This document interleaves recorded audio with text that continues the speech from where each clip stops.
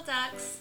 Today we're going to read Alexander and the Terrible, Horrible, No Good, Very Bad Day by Judith Viorst. I went to sleep with gum in my mouth, and now there's gum in my hair. And when I got out of bed this morning, I tripped on the skateboard, and by mistake I dropped my sweater in the sink while the water was running, and I could tell it was going to be a terrible, horrible, no good, very bad day. At breakfast, Anthony found a Corvette Stingray car kit in his breakfast cereal box, and Nick found a junior undercover agent code ring in his breakfast cereal box. But in my breakfast cereal box, all I found was breakfast cereal. I think I'll move to Australia. In the carpool, Mrs. Gibson let Becky have a seat by the window. Audrey and Elliot got seats by the window too. I said I was being scrunched. I said I was being smushed. I said, if I don't get a seat by the window, I am going to be car sick. No one even answered. I could tell it was going to be a terrible, horrible, no good, very bad day. At school, Mrs. Dickens liked Paul's picture of a sailboat better than my picture of the invisible castle. At singing time, she said I sang too loud. At counting time, she said I left out 16.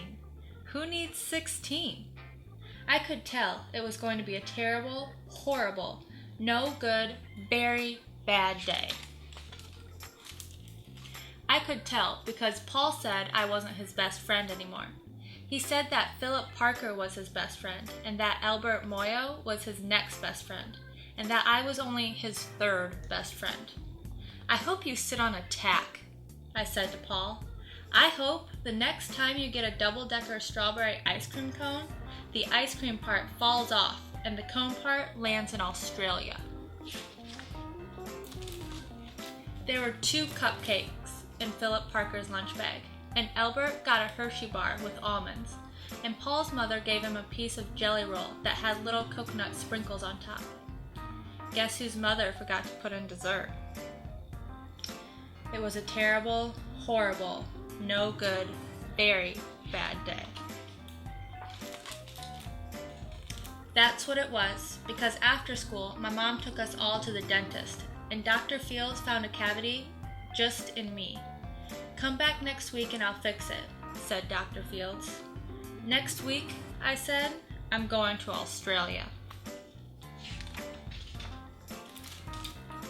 On the way downstairs, the elevator door closed on my foot, and while we were waiting for my mom to get the car, Anthony made me fall where I was muddy.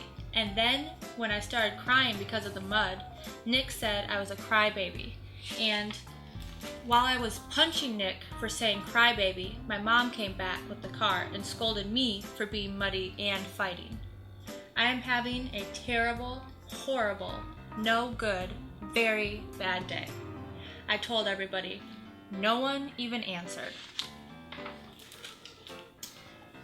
So when we went to the shoe store to buy some sneakers, Anthony chose white ones with blue stripes. Nick chose red ones with white stripes. I chose blue ones with red stripes, but then the shoe man said, we're all sold out. They made me buy plain old white ones, but they can't make me wear them. When we picked up my dad at his office, he said I couldn't play with his copying machine, but I forgot. He also said to watch out for the books on his desk, and I was careful as could be, except for my elbow. He also said don't fool around with his phone, but I think I called Australia. My dad said please don't pick him up anymore. It was a terrible, horrible, no good, very bad day. There were lima beans for dinner, and I hate limas. There was kissing on TV, and I hate kissing. My bath was too hot. I got soap in my eyes. My marble went down the drain, and I had to wear my railroad train pajamas.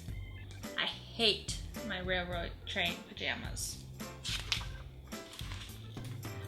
When I went to bed, Nick took back the pillow he said I could keep, and the Mickey Mouse nightlight burned out, and I bit my tongue. The cat wants to sleep with Anthony, not with me. It has been a terrible, horrible, no good, very bad day. My mom says some days are like that. Thanks for joining me today, little ducks. Let's read again soon.